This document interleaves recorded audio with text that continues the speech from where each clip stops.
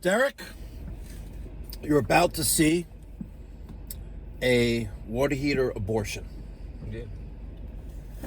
This is going to be an example of how your water heater and its associated expansion tank should not look like, ladies and gentlemen. This sets the standard of hackery. Enjoy.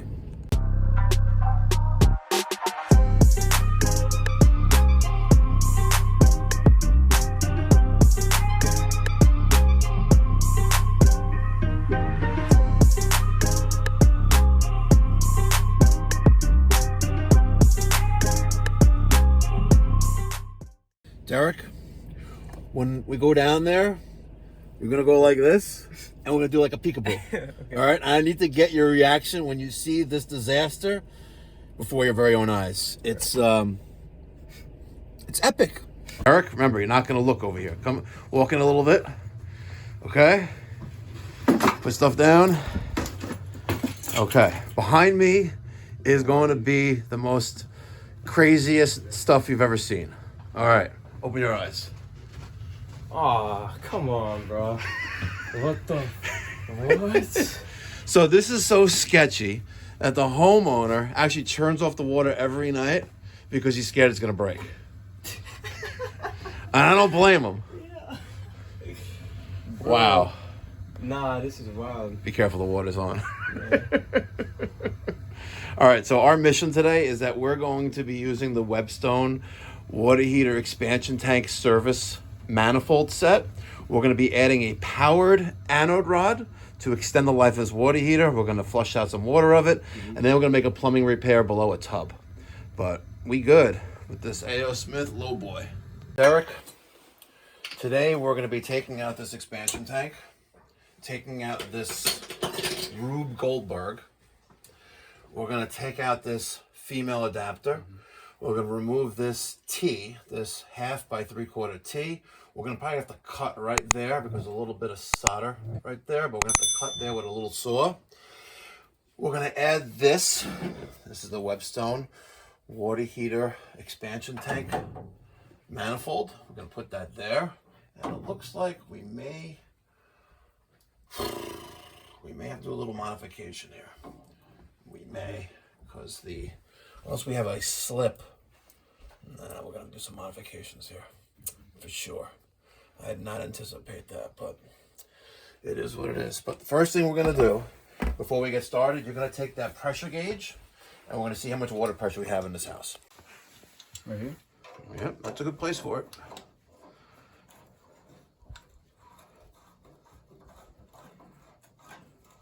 Because we need to measure the pressure to make sure that our new expansion tank matches the pressure of the house. Let's open up that valve, and we'll take a measurement, see what kind of, we'll check our starting pressure first. Looks like we're at like 3? 4? No, more like 6 probably. All right, let's open that up.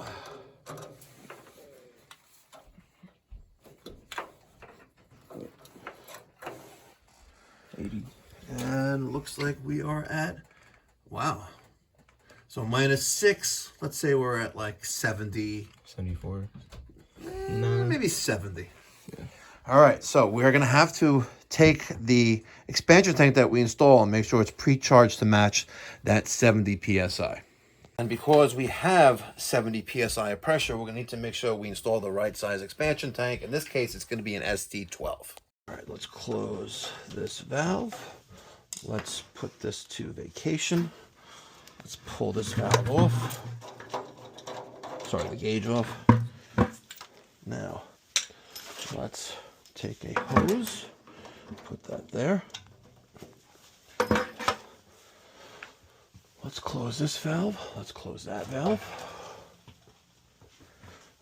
And let's open up our drain and take some water out of this water heater. Yeah, we definitely got a lot of pressure here.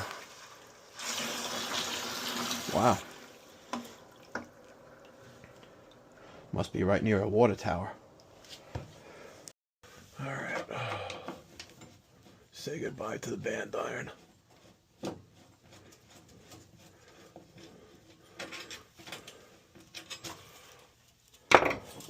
the stove bolt. It's a good stove bolt. Keep this in my little plastic compartment parts keeper in the truck.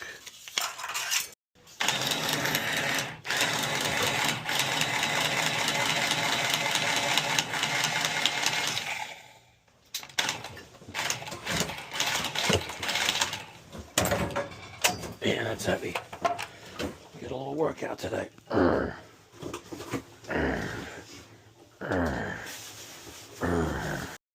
Alright, so Derek grabbed the Amtrol ST12 model instead of the ST5, and that's because if we have a 50-gallon water heater with pressure greater than 60 psi, we need an ST12, as indicated on page 2 of RTFM. Read the factory manual. Alright, we need to give this around 70 psi of pressure, and that's because the tank comes pre-charged with a lesser of amount.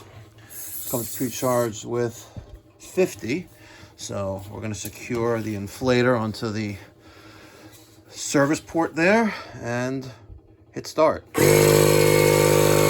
now we're at 43, that is to go to 70.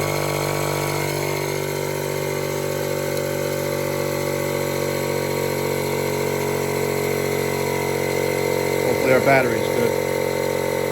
Alright, while that's pumping up, I cut the 1/2 inch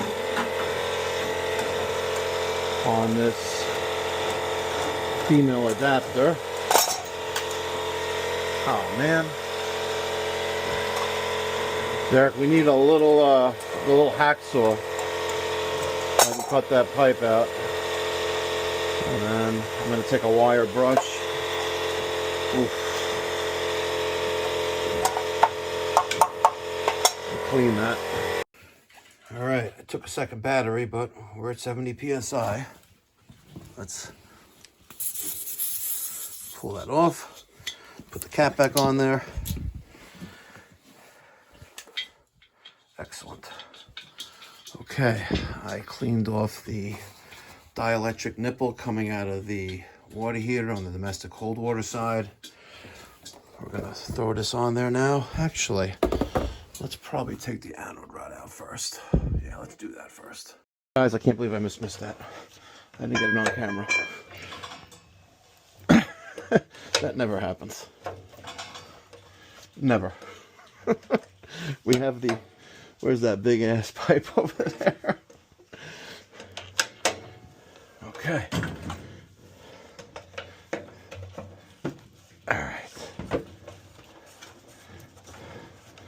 Taking out the anode rod.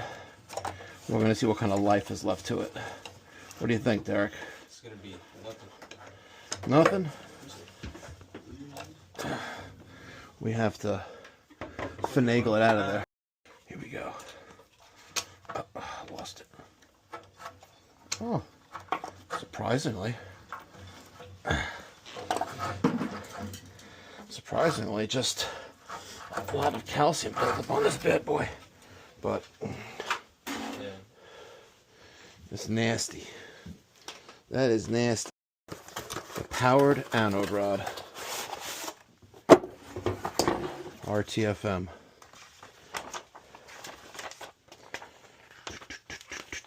Oh look, Teflon tape. Interesting. Oh come on, man, really? Why they have to be different? But guess what? We good. Wanna know why we good? Because it comes out of the top. And we can use like a crescent wrench. No, it's a crescent wrench. Sweet. Alright. So this anode rod, which is powered, will last for 20 years. And it will act as a sacrificial device. Let me get rid of this. It will act as a sacrificial device where the water will attack the rod versus the water attacking the tank. And this is the first powered anode rod that I am installing. But I've heard great things about it from other plumbers, including hydronic, HYDRONYC. And we will see how this works. But thank God it's a long shank because I don't have a socket for that size. I thought the threaded rod was going to interfere, but I guess not. So Diack, throw some Teflon tape on that. That's where a pressure vacuum breaker would go if your jurisdiction requires it. And a little bit on there as well. I'm going to take a couple 5/16 screws, screw in that sealing plate with the threaded rod, and then we'll tighten up the expansion tank. I had to take the tank off in order to get that 5/16 self-tapping screw into the top of the tank. Beautiful. Not too shabby.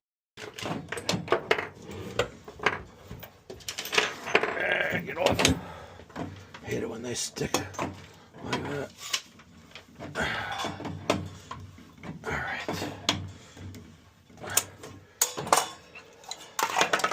Now we get that little piece there.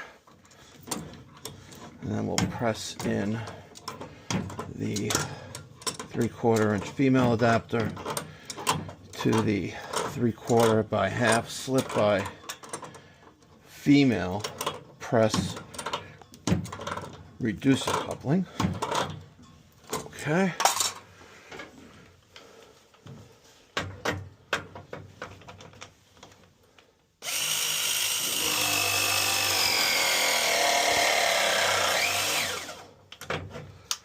And now the 3/4.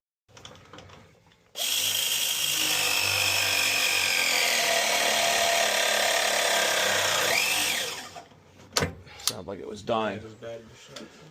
Okay, let's get the bucket. We're going to open up that and flush some crap out of the bottom of the tank. And then we're done with the water heater, exception of hooking up power to the anode. I gotta admit, she looked pretty. And that is definitely not fugazi, that's for sure. Wow. We could isolate it, drain. We can put pressure gauge. Beautiful. Just got to put the date on it. The anode rod is plugged in. Perfect. All right. Part 2. We gotta cut that out.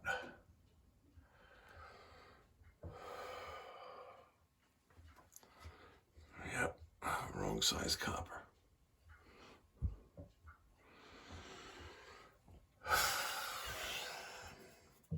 There's a new fitting. Hopefully it's the right one.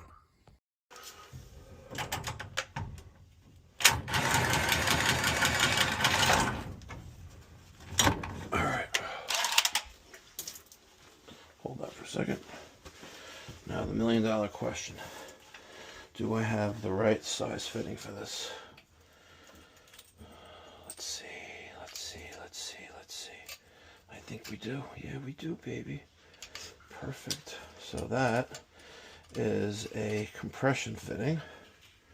We're gonna replace that, which has been leaking for a very long time, all the way up there. But I'm gonna duplicate this with some copper. We gotta get a male adapter, a short piece of copper, a 90, and a coupling.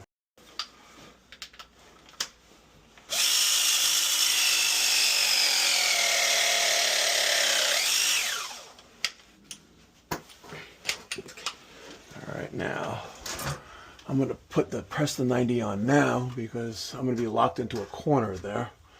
So if that goes there, like that, right about there, let's cut right about there.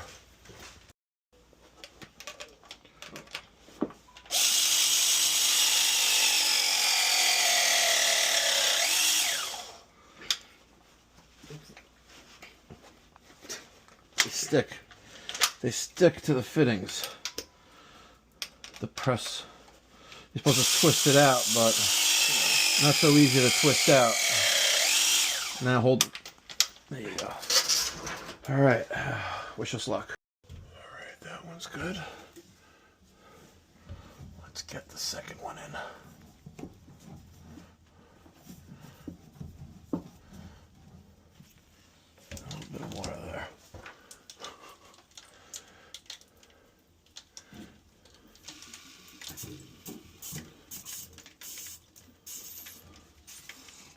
All right.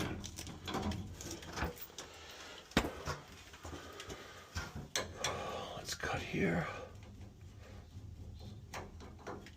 Leave enough room in case we need to add a valve. I was gonna wear gloves today, but I am not.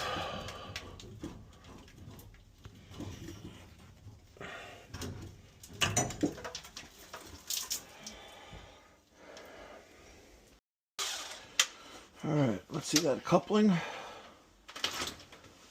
Thank you. All right. That goes there. Come on, baby. Beautiful. Now, I gotta try to tighten that up. God bless me.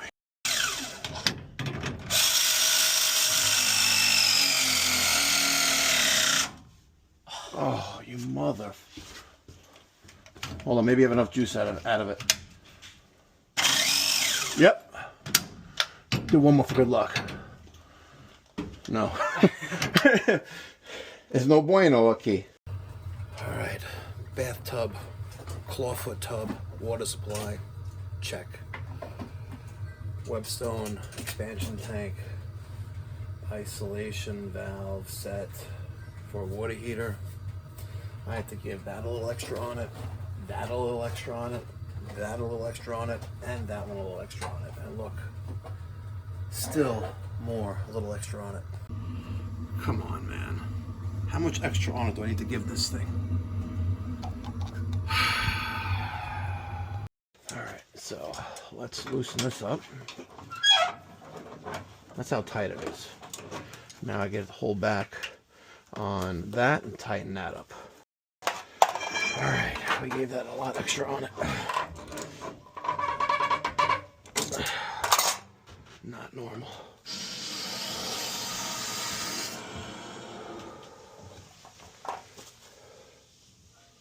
That's a lot extra on it. Should not need that much extra on it, Webstone.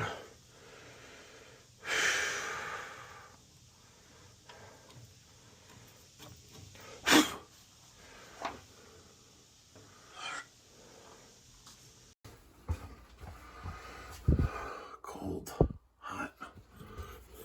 I dried it off with a paper towel and fingers are dry. Dry. Beautiful.